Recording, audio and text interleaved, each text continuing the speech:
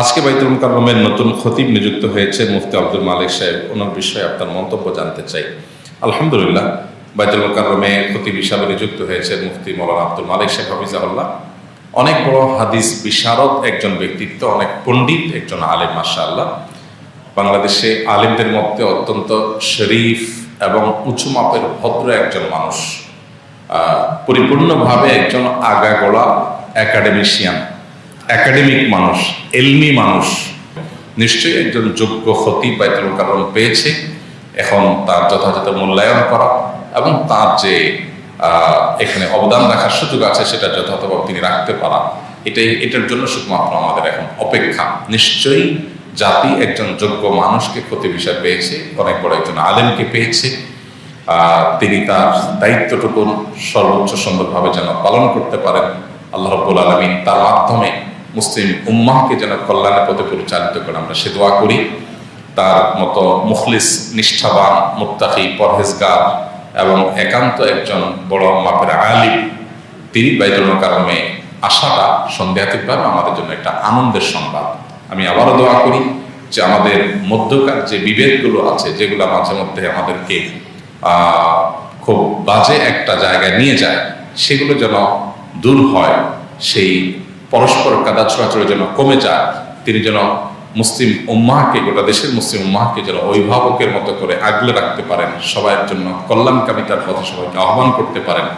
আল্লাহ তাআলা তাকে সেই ক্ষমতা, সেই যোগ্যতা, সেই তৌফিক, সেই সামর্থ্য সার্বজনীন দান করুন। এটা মনে প্রাণে আমি দোয়া করছি আল্লাহ তাআলার কাছে। আল্লাহ তাআলা তাকে সেই তৌফিক দান করুন। বাইতুল মুকাররমের খতিব হিসাবে মুফতি আব্দুল মালিক হাফিজাহুল্লাহ যোগ্যতা সম্পন্ন একজন মানুষ। আল্লাহ তার থেকে যেন হেদায়েতের যে বাণীগুলো আছে, তিনি যে খেদমত দিয়েছেন সারা জীবন, এটা যেন আরো ভালোভাবে এই জাতির জন্য উপকার যেগুলো ছড়িয়ে দেওয়ার তৌফিক দেন। আল্লাহ তার হায়াতে বরকত দেন, বলেন আমিন। অনেক যোগ্যতা সম্পন্ন মানুষ তিনি, বাতিলের পাঁচাটা গোলাম না। বাংলাদেশের সবচেয়ে বড় আলেম, আমরা যার পায়ের ধুলিও না, আমরা যার জুতা উঠানোকে আমরা গনিমত মনে করি, হযরত মাওলানা আব্দুল মালিক সাহেব দামাত বারাকাত। আলহামদুলিল্লাহ, বাইতুল মুকাররম জাতীয় মসজিদের আজকে জুমা পড়াবেন, খতিব হয়েছেন। আজকে এক বাংলাদেশের জন্য বিস্ময়কর সুসংবাদ আছে। আলহামদুলিল্লাহ বলেন, আগে নাম শুনেই বলেন আলহামদুলিল্লাহ। যিনি হাদিসের জগতে বাংলাদেশের প্রথম সারিতে প্রথম, তাফসীরের জগতে বাংলাদেশের প্রথম সারিতে প্রথম, ফিকহের জগতে বাংলাদেশের প্রথম সারিতে প্রথম। কি বলছি বলেন? সারা পৃথিবীর হাতে গোনা তিনজন আলেমের মধ্যে যিনি একজন। বাইতুল মুকাররমে নতুন খতিব নিযুক্ত হলেন আমাদের উস্তাদ আল্লামা আব্দুল মালিক হাফিজাহুল্লাহ, যার সমমানের দ্বিতীয় কোন আলেম বাংলাদেশে আছে বলে আমার জানা নেই। শুধু ছাত্র বলে আমি বলছি না, যদি আমি ছাত্র, তার ডাইরেক্ট ছাত্র নাও হতাম, আমি তো ছাত্র, কিন্তু এখানে অনেকে আছে ওলামায়ে কেরাম যারা তার কাছে একটা অক্ষরও ডাইরেক্ট পড়ে নাই, তারাও স্বীকার করবে বর্তমান বাংলাদেশে আল্লামা আব্দুল মালিক হাফিজাহুল্লাহর মতো মুহাক্কিক, তাহকিকের সাগরে, বিশেষ করে উলুমুল হাদিসের মধ্যে আল্লাহ তাআলা তাকে যে পাণ্ডিত্য, যে গভীর যোগ্যতা দিয়েছেন, এর দ্বিতীয় কোনো নজির আছে বলে আমার জানা নাই। আরে বাংলাদেশ আন্তর্জাতিক আলেম বলতে যদি কেউ থাকে, এর মধ্যেও তো তার নামটা কয়েকজনের মধ্যে শীর্ষেই আসবে। কারণ যার ছাত্র, আরে বাংলাদেশ তো বাংলাদেশ, মালয়েশিয়াও আছে, আফ্রিকায়ও আছে। আমরা যখন পড়তাম মার্কজুদ্দাওয়ায়, মাঝে মধ্যে দেখা যেত আফ্রিকা থেকে এসে হাজির। কি হয়েছে? হুজুরে চেনো কিভাবে? হুজুর তো আর আফ্রিকায় যায় নাই, তুমি চিনলা কিভাবে? যে আমরা আফ্রিকায়, হুজুরের লেখা একটা কিতাব আল মাদখাল ইলা উলুমিল হাদিস শরীফ, এটা আমরা আফ্রিকার মধ্যে পর্যন্ত পড়েছি। আমাদের উলুমুল হাদিস বিভাগে শিক্ষা সিলেবাসের অন্তর্ভুক্ত ছিল। আমরা অবাক হয়ে যেতাম, আয়রে বাংলাদেশের হুজুরের লেখা বই আফ্রিকায় পর্যন্ত সিলেবাসে আছে।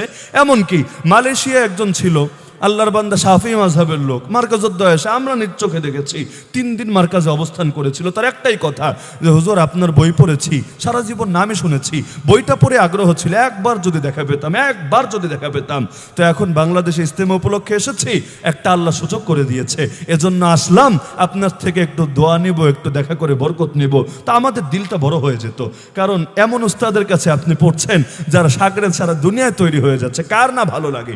এমনকি আল্লাহর বান্দা তো এমন এমন পাণ্ডুলিপি তৈরি করে রেখেছেন, এগুলো যখন প্রকাশিত হওয়া শুরু হবে আমরা তো ধারণা করি আরব বিশ্বেও এই পরিমাণ তার কদর বেড়ে যাবে।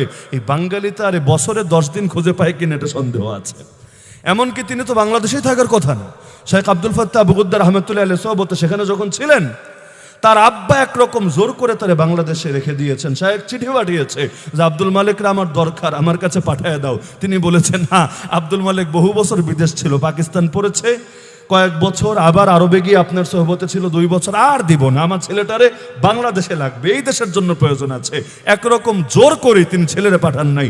যদি পাঠাতেন আমাদেরও হয়তো এই দেশে আর তারে পাওয়ার, তার শিষ্যত্ব অবলম্বনের সুযোগ হতো না। তো সবাই খুশি হয়েছে আলহামদুলিল্লাহ যে জাতীয় মসজিদের জন্য জাতীয় একজন ব্যক্তি পাওয়া গিয়েছে, যাকে নিয়ে বিতর্কও নাই এবং যিনি বিতর্কের ঊর্ধ্বে, কারণ তার সমমানের দ্বিতীয় কোনো যোগ্য লোকই তো খুঁজে পাওয়া যাবে না এই দেশে। আমাদের বাংলাদেশের সারা পৃথিবী বিখ্যাত বর্তমান সময়ে বাংলাদেশের শ্রেষ্ঠতম একজন আলেমে দ্বীন, যিনি গোটা আরব বিশ্বের সমস্ত ওলামাদের কাছে যিনি পরিচিত, এই ভারতীয় উপমহাদেশের সমস্ত আলেমদের কাছে যিনি পরিচিত, বাংলাদেশের রত্ন, গর্ব, অহংকার, আমার কুমিল্লার গর্ব, হযরত মাওলানা আব্দুল মালিক সাহেব দামাত বারাকাতুহুমুল আলিয়া মারকাজুদ দাওয়ার শায়েখ, হযরতের বয়ানে আমি একদিন সরাসরি শুনছি। হযরত বলেন, এই আহসান, আল্লাহ যে সবচেয়ে সুন্দর বিনিময় দিবে, এ কথার মানে কি? মানে হইল, হুজুর বলছেন প্রত্যেকটি নেককার বান্দা সারা জিন্দেগি যা নেক আমল করতে গিয়ে প্রতিটি নেক আমলের মধ্যে আল্লাহ যখন বিনিময় দিবে, তখন তার ওই নেক আমলের মধ্যে সবচেয়ে সুন্দর হইছে যেইটা, যেই দিনেরটা, যখন একটা, ওইটারে মূল ধইরা বাকিগুলারে আল্লাহ তাআলা ওইটার সমান বানাইয়া সমান পুরস্কার